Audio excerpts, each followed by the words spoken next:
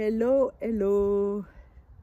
J'ai décidé de partir en fait des situations très concrètes qui me viennent en ce moment à travers mes clients, mes clientes, pour faire des vidéos qui soient le plus concrètes possible au regard en fait de la situation qui se passe et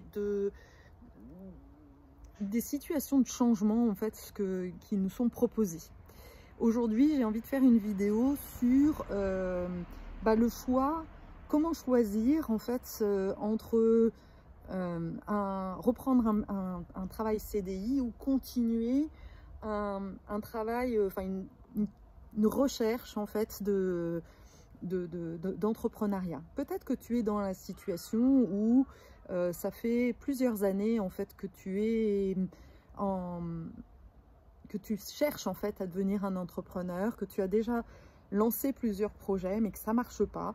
Et arrivé en fin de droit, souvent il y a vraiment ce stress qui commence à arriver, ce besoin de gagner sa vie, et donc c'est vraiment ce choix entre la matérialité quelque part et puis un désir profond que l'on sent mais qui se manifeste pas. Alors on se dit il y a un moment donné il faut être réaliste, et c'est vraiment la situation que j'ai vécue moi en 2015, puisque j'avais été virée 2 ans avant par visa, et en 2016, et du coup j'avais décidé de suivre mon amoureux et donc d'arriver à Strasbourg, et qu'une des conditions c'était que je reprenne un poste CDI. Et là du coup ce qui s'est passé, c'est que j'ai eu un entretien chez Cuisinella et 6 mois après, je me faisais de nouveau virer. Et je pense que cette expérience peut vraiment être utile pour toi parce que elle va te permettre d'aller peut-être répondre à un poste, mais dans une posture complètement intègre. La raison pour laquelle je me suis fait virer en fait de ce poste, c'est que je n'avais pas été intègre. Alors j'aurais très bien pu me dire, mais oui, mais ils n'étaient pas prêts, oui, mais ils n'ont pas su voir mes talents, blablabla. Ça, c'est l'ego qui parle, en fait. Si je raisonne comme ça, et Dieu sait si je me suis questionnée quand je me suis fait virer. Évidemment, la première tendance était de me dire c'est eux qui n'ont rien compris, ils faisaient de la merde, etc. Mais je sentais qu'au fond de moi, j'avais été co-créatrice en fait de cette situation, qu'il y avait quelque chose chez moi qui avait en fait déclenché cette situation. Et c'est de ça en fait dont j'ai vraiment envie de te parler dans cette vidéo. Ce qui s'est passé, c'est que j'avais tellement besoin en fait de ce poste, qu'il y avait une part de moi qui était en très grande insécurité et qui avait besoin en fait de trouver donc du coup un CDI, que je suis rentrée dans ce poste en mode demandeur d'emploi. C'est-à-dire que comme j'ai une grande qualité chez moi qui est l'adaptabilité. Donc j'ai écouté leurs besoins et quelque part je me suis adaptée. Et c'est clair que j'avais tout à fait la capacité de répondre à leurs besoins qui étaient de prendre en charge le marketing, le digital. Je savais faire. Mais il y avait une autre part de moi, la part fondamentale, qui est ma part que l'on appelle la part rebelle dans la process communication. Et cette part-là, eh bien, c'est une pionnière. Elle a vraiment besoin de révéler, d'exprimer sa différence dans l'entreprise. Elle est très avant-gardiste et elle voit, en fait, elle est visionnaire, cette part-là. Et cette part-là avait vraiment besoin de se manifester, de montrer qu'elle savait faire.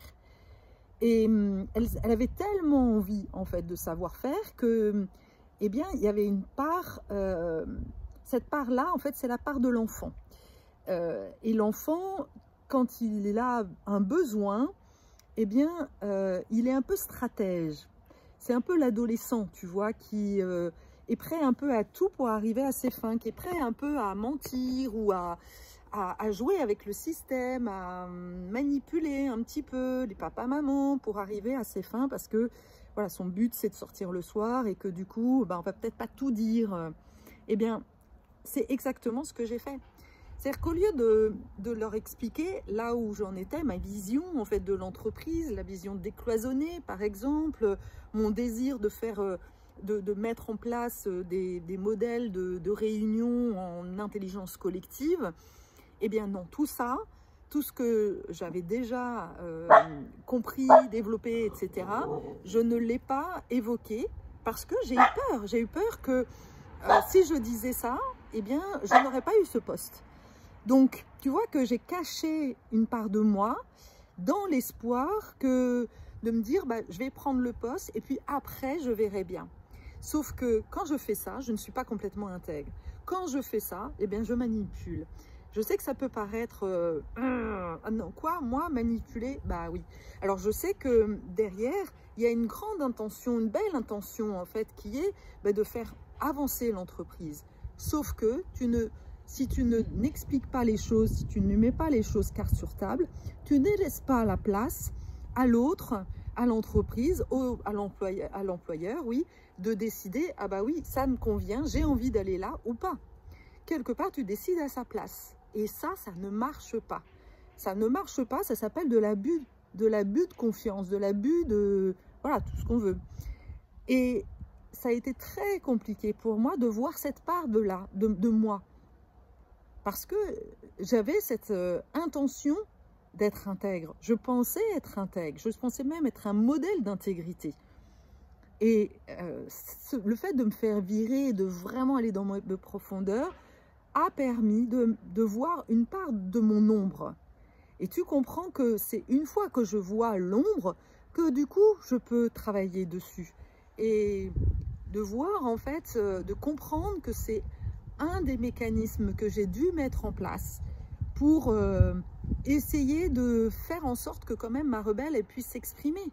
Mais ma rebelle elle s'exprimait de manière négative.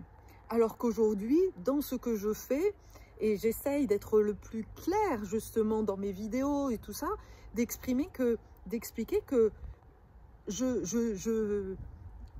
suis une atypique. Je fonctionne avec des outils hors normes en fait. Si tu es à la recherche d'une thérapeute, d'une guide classique, c'est pas chez moi qu'il faut venir. Et j'accepte de déplaire. Et c'est ça en fait que je n'ai pas fait il y a 5 ans, oui, enfin 6. C'est j'avais tellement peur de déplaire que du coup je me suis adaptée, suradaptée et que j'ai manipulé. Quand on est dans cette posture, que ce soit d'ailleurs dans un travail, dans l'amour, dans tout ça, que on cache une part de soi, eh bien forcément, eh bien ça nous revient en boomerang. Parce que quand on est dans cette... quand on est quelqu'un qui a pour vocation dans cette mission en fait d'incarner un humain plus évolué, plus éveillé, eh bien j'ai envie de dire que la vie, l'univers est impardonnable. Il nous le fait payer quelque part. Mais c'est pour ton bien. C'est pas... quand je dis il me le fait payer, ça peut paraître un peu négatif. Mais non, en fait, c'est comme un bon père. Là, pour le coup, l'univers, la vie est comme un bon père. Il te dit, bah non, là, non, c'est pas toi ça. C'est ça que te renvoie l'univers. Il te dit, mais non, tu n'es pas ça. Tu n'as plus à cacher cette part de toi qui est pionnière, qui est la part la plus lumineuse, la plus puissante de toi en fait. Tu es là en fait pour créer demain, pour réinventer le monde. Alors tu comprends que si tu le caches à ton employeur, eh bien forcément ça va pas le faire en fait. Lui est peut-être pas prêt à aller jusque là. Et c'est ok. Et c'est ok. Il n'y a pas de bien, de mal. Mais c'est clair que ça va pas le faire. Et l'enjeu, du coup, c'est vraiment de parler avec le cœur. Ce que je n'ai pas fait à cette époque-là, c'est de parler vraiment avec mon cœur et d'être dans cette intention de partage en bienveillance, comme, voilà, comme deux amis qui se rencontrent et qui ont peut-être des avis différents, mais d'arriver dans une posture d'offreur de service, quoi. Mais oui, moi, voilà, aujourd'hui, au stade où j'en suis, j'ai le sentiment que l'entreprise doit se décloisonner. Qu'est-ce que vous en pensez?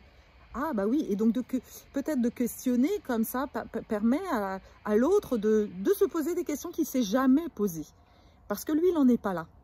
Et à ce moment-là, encore une fois, de lui offrir la possibilité de dire « Ah mais oui, ça me parle » ou pas. Mais je crois vraiment qu'on en est à ce stade-là, que nous, de revenir en fait dans notre intégrité. Et du coup d'accepter de plaire ou de pas plaire. Mais plus on est aligné en fait par rapport à notre fonctionnement, plus on est dans des relations qui sont justes. Et en ce moment, en tant que phare, ce que j'appelle les phares, c'est vraiment ce qui nous est demandé. Et de voir aussi nos pardons, d'accepter nos pardons, parce que plus j'accepte la pardon, si je vois la manipulatrice en moi, ce que j'ai pu voir comme une fascination d'ailleurs plus tard, dans un stage de danse, je voyais que j'étais fascinée en fait, et que du coup, fascinée parce que j'étais emmenée en fait dans une vision. Quand j'étais chez Cuisinella, je voyais que les clients étaient maltraités, qu'on leur mentait, etc. Donc il y avait un côté chez moi, Robin des Bois, qui voulait absolument sauver en fait les entrepreneurs, enfin les clients. Mais en faisant ça, eh bien, je projetais une image de méchant sur l'entreprise. Alors forcément, ils ne pouvaient pas entendre ce que je leur donnais, ce que je leur disais. Je ne partais plus de la demande, de l'état, de là où en était en fait l'entreprise. Et donc du coup, je les ai perdus. Je les ai perdus parce que finalement, c'était mon ego qui parlait. C'était mon désir de démontrer que ma vision était bonne. C'était absolument là où je devais aller en fait. Et c'est super, y a beaucoup de tension là-dedans. Mais voilà, à l'époque, j'avais vraiment l'impression de le faire pour le bien de tous. Et encore une fois, ce n'est que en reconnaissant cette part de moi qui n'est pas douce, qui est voilà, trop volontaire et qui est encore dans cet archétype en fait du dirigeant qui veut absolument emmener, décider. Non, je ne suis plus dans cette collaboration qui est très chère, si chère à mon cœur. Mais moi aussi, j'apprends parce que c'est pas mon modèle. J'ai pas été élevée là-dedans en fait. Et c'est vraiment comme ça que l'on évolue. C'est comme ça que l'on devient un meilleur humain. C'est en regardant ses propres ombres, en se posant la question à chaque fois qu'il y a quelque chose qui ne se passe pas bien. Tiens, quelle est la part de moi en fait qui a créé ça? Et vraiment, c'est le chemin.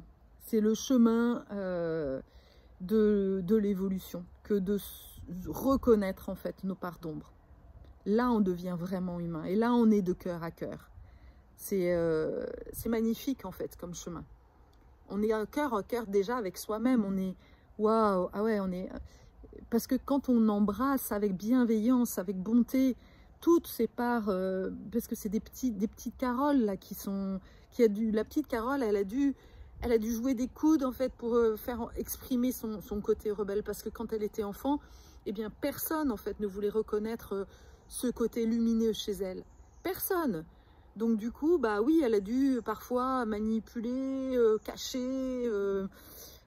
Voilà, elle n'est pas fière de tout en fait, cette petite Carole là. Mais voilà, et c'est ok. Bah ouais, maintenant je peux la regarder vraiment avec bienveillance et avec amour. Et c'est ça, c'est vraiment ce chemin-là. Et quand je suis en amour avec toutes les parts de moi, alors du coup, je peux être en amour avec toutes les parts de l'autre en fait, et toutes ces facettes de suradaptation, de masque, et je peux les pointer avec amour du coup, sans être voilà, tu fais ci, tu fais ça, non tiens, qu'est-ce que t'en penses?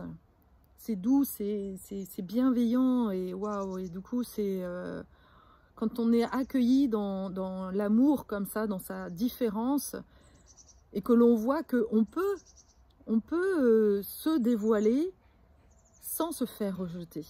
Waouh, mais ça c'est vraiment un truc de ouf quoi. Ça aussi c'est une expérience qui est magnifique. Et j'en parlerai une prochaine vidéo. À bientôt.